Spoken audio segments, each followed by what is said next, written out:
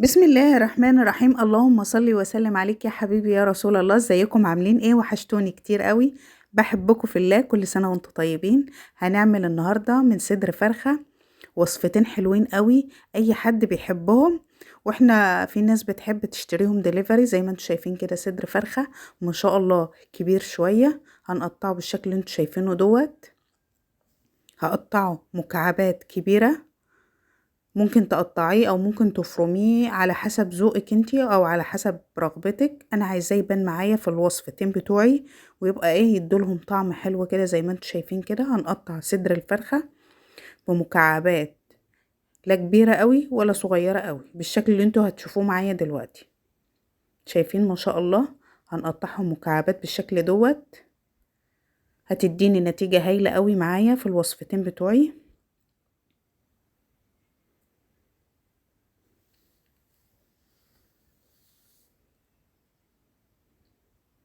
هنقطع التاني بالشكل دوت، هنقطعهم على بعض زي ما انتوا شايفين كده. اهم حاجة ان انا اقطعهم مكعبات، ممكن تقطعيهم مكعبات صغيرة، ممكن تفرميهم في الكبة، هيديكي برضو نفس النتيجة. بس انا عايزاهم يظهروا معايا في الوصفتين. هقطعهم مكعبات كبيرة بالشكل اللي انتوا شايفينه دوت. هعصر نص عصرة ليمون عليهم كده واسيبهم يتنقعوا شوية عشان اي زفارة. انا غسلاهم ومنضفاهم حلو. وبعد كده هشطفهم واحطهم في مصفى يتصفوا حلو. ومعايا بصلاية وسط هحطها في مقلاية على النار ومعلقة سمنة وهقلب فيها. معايا حلة على النار ومعايا باكت مكرونة اسباجيتي زي ما انتوا شايفين كده. هنزله كده بعد المية ما تغلي. الفراخ بعد البصلة بتاعتي ما دبلت وخدت لون معايا، هنزل بالفراخ بتاعتي كانت الصفت حلوة قوي، وهنزل عليها بقرن فلفل بالشكل اللي انتوا شايفينه دوت. وهنزل بالبهارات بتاعتي ملح وفلفل وسبع توابل مش اكتر من كده. المكرونة بتاعتي اتسوت صفيتها، ومعايا مكعب زبدة مطرح الفراخ بتاعتي. هنزل بمكعب زبدة وهنزل بمعلقتين دقيق كبار وملح وفلفل. هنعمل الصوص البشاميل علشان المكرونة بتاعتنا. زي ما انتوا شايفين كده هطلع الرطوبة من الدقيق وهنزل بالحليب بتاعي وهفضل اقلب لغاية اما يبقى قوام كريمي معايا زي ما انتوا شايفين كده. في المرحلة ديت ممكن ان انت تعملي الصوص خفيف شوية، علشان المكرونة الاسباجيتي بتشرب الصوص شوية، بتشرب اي سوائل في الصوص بتاعك وبتبقى ناشفة. دي ملحوظة لازم ايه ناخد بالنا منها.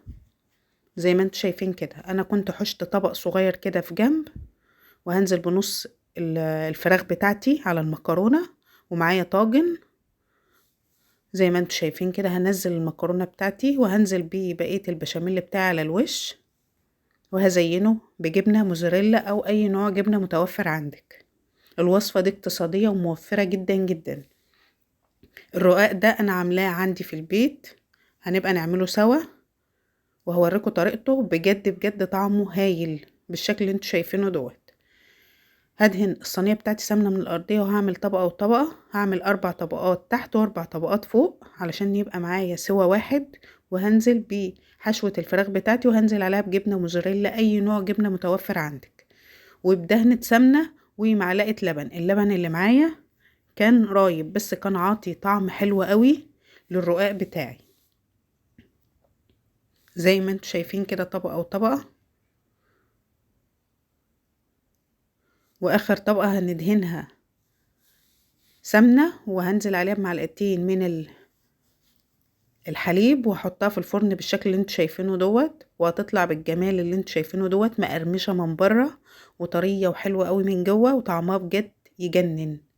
زي ما انتوا شايفين كده، شايفين ما شاء الله على الجمال؟ شايفين وهي بتتقطع باينه ان هي مقرمشة قوي وطرية قوي من جوه زي ما انتوا شايفين كده.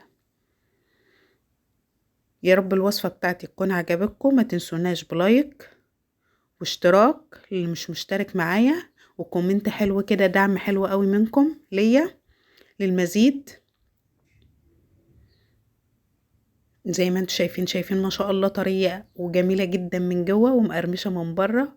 والفراخ بتاعتي عطيالها ريحة وطعم حلو قوي وبألف هنا زي ما انتوا شايفين كده. والمكرونة بتاعتي كانت اتسوت وطلعتها بالشكل القمر اللي انتوا شايفينه دوت، وسفرة دايمة وصوما مقبولا وافطارا شهية. واشوفكم في فيديو جديد ان شاء الله على خير، والسلام عليكم ورحمة الله وبركاته.